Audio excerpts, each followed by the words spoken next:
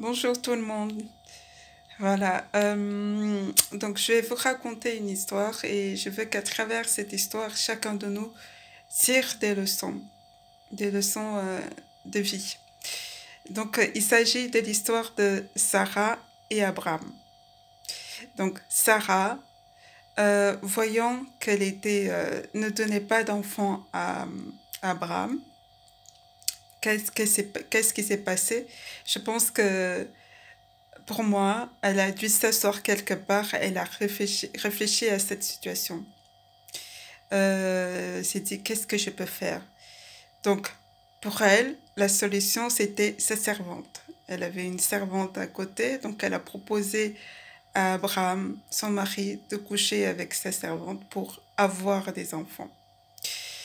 Donc, on voit là une personne qui s'assied quelque part, qui réfléchit. Mais sa réflexion l'a conduit à ce qui est mal, parce qu'après, elle a souffert de cela. Même dans le couple, ils ont souffert de la naissance de cet enfant. Donc, elle s'est assise là, elle a réfléchi et elle a pris une mauvaise décision. Et c'est pas quelque chose que nous devons faire. Quand on s'assoit, quand on réfléchit, on doit prendre les bonnes décisions. Euh, les bonnes décisions qui vont sauver notre vie. Parce que parfois, il y a des gens qui s'asseyent et réfléchissent. Et certaines personnes prenons l'exemple d'une personne qui n'a pas à manger. La personne va trouver une solution de facilité comme Sarah, aller coucher pour avoir l'argent, se prostituer pour avoir l'argent. Alors que la personne pourrait se dire, non, pour manger tout de suite, je peux aller dans une association pour avoir de quoi me nourrir. Et pour le lendemain, pour les jours qui viennent, je peux déjà me prendre réfléchir à comment je vais faire, créer une entreprise, qu'est-ce que je peux faire, qu'est-ce que je peux faire avec mes mains ou qu'est-ce que je peux entamer, je peux peut-être aller postuler. Et non choisir une solution de facilité parce que quand tu l'as choisi, tu sais pas ce que tu vas récolter après. Est-ce qu'il y a des maladies, il y a d'autres choses qui se transmettent? Est-ce que tu pourras te marier après? C'est se poser vraiment les bonnes questions quand on s'assied. Est-ce que la décision que je prends va me donner la vie, va me bénir? Il y a d'autres personnes qui s'assient et se disent, voilà, je veux voyager. Et pour eux, au lieu de prendre une solution qui va les donner, apporter la paix, ils vont prendre la solution voilà, de se faire, de passer en Libye, hein, d'aller en Libye comme enfin, ils choisissent la solution facile, ils prennent le bateau, il y a les passeurs, ils se retrouvent en Libye.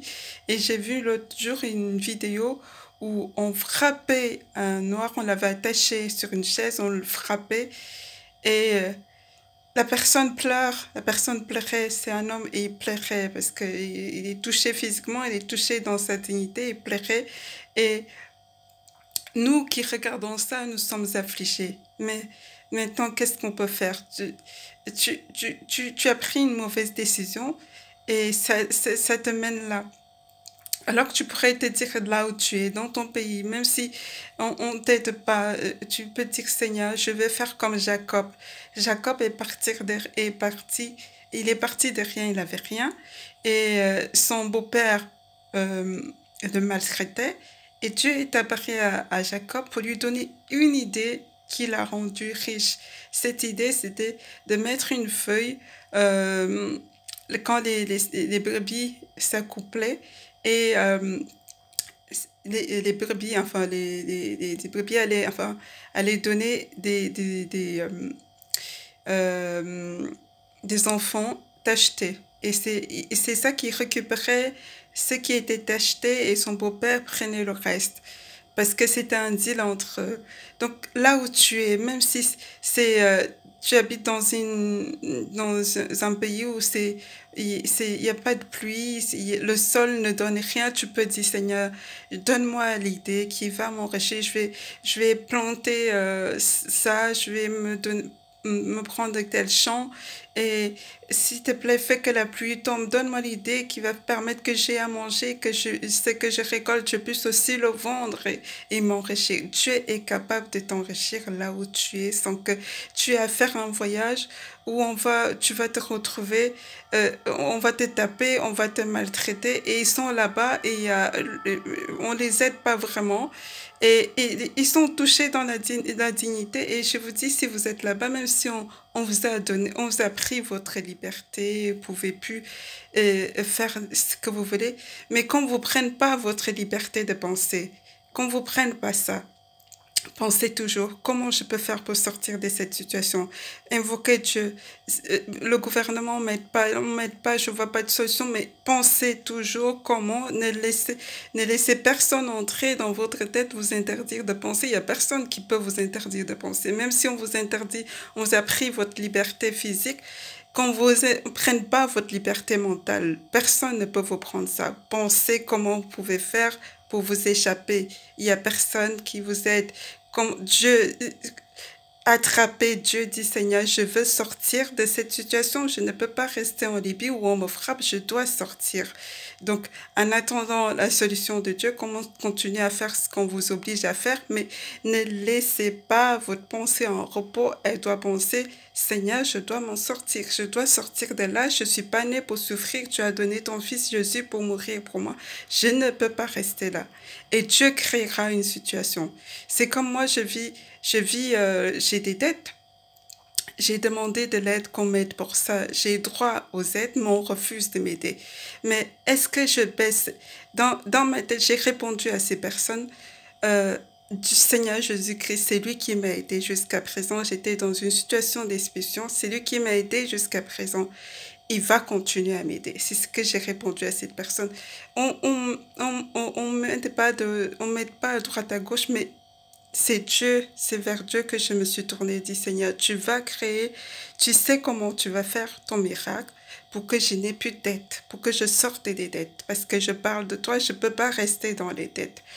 Et je sais que Dieu fera. Donc, on ne vous enlève pas votre liberté de penser, même si on vous enlève la liberté physique. Continuer à réfléchir, comment je peux faire, comment je peux faire, Seigneur, comment je peux faire pour m'en sortir, je dois sortir de la Libye, je dois aller, je veux recevoir ton pardon par le miracle de la délivrance et Dieu fera. Donc, prenez l'habitude de vous asseoir et de réfléchir. Je parle à vous, je parle à moi-même. Parce que si je suis endettée, c'est parce que je ne réfléchissais pas assez. Donc, prenons l'habitude de réfléchir, de voir, quand on prend une décision, de voir ces yeux spirituels qui vont voir demain ce que ça va donner. Après-demain, qu'est-ce que ça va donner? Et voilà, de réfléchir. Et parfois, on est là, on est tranquille, et on a d'autres personnes qui s'assient et pensent comment ils vont faire des choses sur notre vie. Comme Abraham, lui, il a subi, hein, sa femme l'a imposé sa servante, donc il a pris sa servante, il a couché avec. Donc parfois, il y a des gens qui s'assient comme ça et réfléchissent pour vous faire du mal. Parfois, c'est volontaire. Et parfois, ce n'est pas volontaire, mais dans tous les cas, ils sont téléguidés par Satan pour vous faire du mal. Donc, c'est à vous de voir cette personne, ce qu'elle me dit, c'est mauvais, ça va m'éloigner de la volonté de Dieu. Ce n'est pas Dieu qui veut ça pour moi. C'est comme j'avais une amie, je l'ai fait sortir de ma vie, et je l'avais dit, voilà, Dieu m'appelle à le... je l'avais dit, Dieu m'appelle à le servir et il m'a montré déjà la personne qu'il a choisie pour moi. Donc, mais cette personne n'a pas écouté. Elle a envoyé quelqu'un me courtiser. Et c'était vraiment des choses qu'elle faisait. Elle voulait m'imposer sa façon de voir des choses, sa façon qu'elle voyait pour moi. Mais j'ai dit non, ça ne se passe pas comme ça. Je l'ai fait sortir de ma vie. Donc, il y a des gens comme ça qui s'assient et préparent, planifient votre vie. Donc, à ces gens-là, non, vous pouvez les répondre d'aller voir ailleurs. Pour que vous restez toujours dans la volonté de Dieu, la volonté, la paix dans la bénédiction de Dieu. Et cette personne que j'ai vue en rêve n'est pas encore dans ma vie, mais je l'ai même parlé, la personne ne veut pas de moi, mais parce que Dieu m'a montré, parce que je sais que c'est dans la volonté de Dieu, et c'est pour ça que je ne veux pas m'amuser à aller à droite, à gauche. Je vais attendre que Dieu qui m'a montré agisse. Même les dettes, est-ce que pour que je sorte des dettes, c'est facile? C'est pas facile, c'est j'attends que Dieu agisse. C'est pareil pour lui. C'est pas facile pour que lui et moi ça se passe, mais je vais attendre que Dieu qui m'a montré que ça se ferait, que ça, il agisse aussi avec sa main. Donc, prenez l'habitude de ne pas écouter ce qui planifie sur votre vie.